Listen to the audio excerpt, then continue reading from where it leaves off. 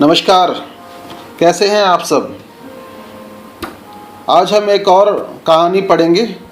कहानी का नाम है एनकू। एनकू भाई एनकू आ गया है, एनकू एनकू भाई एनकू आ गया है, एनकू। रवि के कक्षा में प्रवेश करते ही एक शरारती बच्चा पहले ज़ोर ज़ोर से बोलता है और पीछे पीछे सारी कक्षा के बच्चे उसी लय में बार बार नारे से लगाते जाते, बिल्कुल उसी तरह जैसे चुनाव में विपक्षी दल को नारे लगाकर नीचा दिखाने की कोशिश की जा रही हो। दल तो सिर्फ दो ही थे, एक दल में एनकू तथा दूसरे दल में कक्षा के सभी बच्चे। अगर उसको ऐनक लगी है तो इसमें उसका क्या दोष। उसके तो सिर्फ ऐनक ही लगी है, पढ़ाई में बुद्धि में वह कक्षा में किसी बच्चे से कम तो नहीं।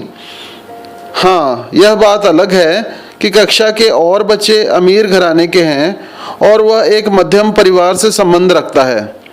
लेकिन अमीर होना ही तो कोई बड़ी बात नहीं, पैसे से ही कोई बड़ा नहीं बनता, बड़ा बनने के लिए गुण चाहिए।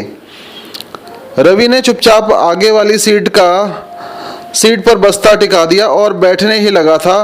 ये क्या, एक ही झटके में बस्ता दूर गिरा। अबे एनकू, यहाँ नहीं बैठना, यह मेरे दोस्त की सीट है। अभिषेक क्रोध से आंखें दिखा रहा था। कक्षा में एक भी बच्चा ऐसा नहीं था जो रवि को अपना दोस्त बना ले, उसे अपने साथ बिठा ले। इसलिए रवि ने अपना बस्ता उठाया और चुपचाप सबसे पीछे वाली सीट पर जा बैठा। बरबस रवि की आंखों से अश्रुओं की धारा बहने लगी। इतने में बच्चों की आवाज़ सुनकर अध्यापिका भी कक्षा के अंदर तक आ गई। सभी बच्चे एक साथ बोले, good morning madam, good morning. अध्यापिका ने मेज पर रजिस्टर रखते हुए कहा, आपकी कक्षा से इतना शोर कैसे आ रहा था। दफ्तर तक आपकी आवाज़ पहुंच रही थी। सब चुप। मनीष, तुम बताओ क्या बात थी। एक बच्चे की ओर इशारा करते हुए अध्यापिका ने कहा, जो कि कक्षा का मॉनिटर था। मनीष सहम सा गया, उससे कुछ कहते ना बना। अचानक अध्यापिका की नज़र सबसे पीछे बैठे रवि पर पड़ी तो उसे रोते देख हैरान हो गई। रवि, क्या बात है, क्यों रो रहे हो। अध्यापिका ने रवि के पास जाते हुए पूछा। इतना प्यार भरा एहसास पाकर रवि फफक पड़ा। इतना रो क्यों रहे हो रवि, किसी ने तुम्हें मारा है। रवि को अपने साथ सटाते हुए अध्यापिका ने पूछा। सभी मुझे एनकू एनकू कहकर चिढ़ाते हैं। आंसुओं के बहाव को रोकते हुए रवि ने कहा, चल मेरे साथ चल। अपनी बाहों में भरती हुई अध्यापिका ने उसे अपनी मेज तक ले गई। तुम यहाँ बैठो, मैं अभी आती हूँ, कहती हुई अध्यापिका कक्षा के कमरे से बाहर चली गई। ओ रवि के बच्चे, यहाँ मेरे पास आ, दादागिरी दिखाते हुए राकेश ने कहा। रवि सहम सा गया। तुझे सुना नहीं मैंने क्या कहा। रवि अभी चलने को ही था कि अचानक मनीष ने टांग अड़ा दी। रवि मुंह के बल गिरा, ऐनक दूर जा गिरी और चकनाचूर हो गई। सभी बच्चे तालियां बजाकर हंस रहे थे। इतने में अध्यापिका ने कक्षा में प्रवेश किया। रवि उठने की कोशिश कर रहा था लेकिन उससे उठते नहीं बन रहा था। अध्यापिका ने दौड़कर उसे उठाया। ओफो, इसके माथे से तो खून बह रहा है।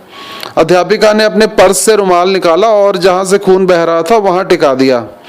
फिर अपने पर्स में से निकालकर मरहम पट्टी कर दी और दवाई भी खाने को दी।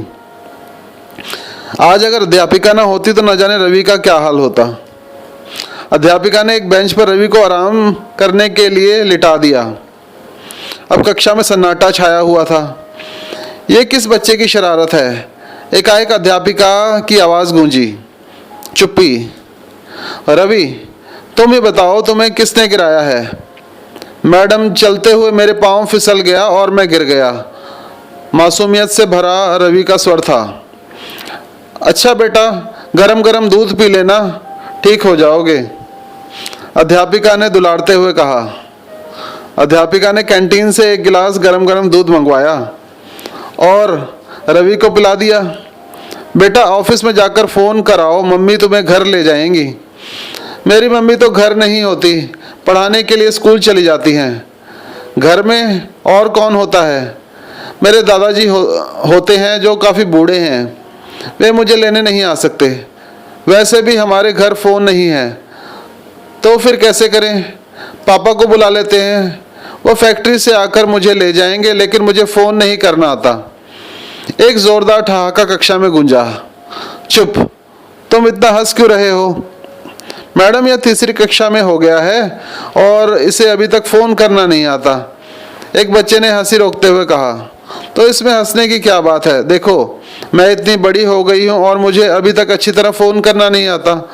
यह तो फिर बहुत छोटा बच्चा है। सभी बच्चे आश्चर्य से एक दूसरे का मुंह देखने लगे। मैडम, यह कैसे हो सकता है कि आपको फ़ोन न करना आता हो? राकेश ने हैरानी से पूछा। हाँ बेटा, मैं आपको पढ़ाने गांव से आती हूँ और गांव में फ़ोन बहुत कम होते हैं। मैंने भी अभी स्कूल में फ़ोन करना सीखा है और रवि के घर भी फ़ोन नहीं है, इसलिए इसे भी फ़ोन करना कैसे आता। चलो मनीष, रवि के साथ फ़ोन करने में इसकी मदद करो। रवि मनीष के साथ अपने पापा को फ़ोन करने चला गया। बच्चों, अपने साथियों की सदा मदद करनी चाहिए, न कि उनका मजाक उड़ाना चाहिए। दूसरों की मदद करने वाला ही भगवान का रूप होता है, अध्यापिका कहती जा रही थी। इतने में रवि और मनीष भी वापस आ गए थे। रवि, आज के बाद तुम सबसे आगे बैठोगे, खुद मन लगाकर पढ़ना और इन सबको कक्षा में प्रथम आकर दिखाना। फिर किसी में भी इतनी हिम्मत न होगी कि तुम्हें तंग कर सके।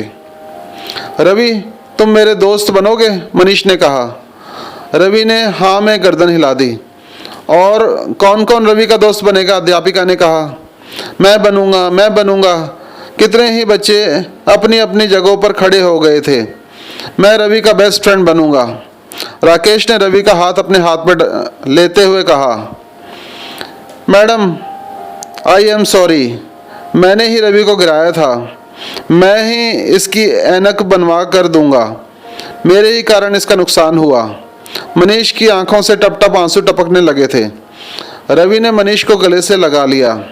बरबस ही उसके होंठों पर मुस्कान तैर गई। यह मुस्कान ही उसकी असली जीत की पहचान थी। तो बच्चों, आपको ये कहानी कैसी लगी? अगर आपको ये कहानी अच्छी लगी तो इस वीडियो को आप लाइक करें, कमेंट करें, इस वीडियो को ज़्यादा से ज़्यादा शेयर करें और इस चैनल को सब्सक्राइब करें। धन्यवाद।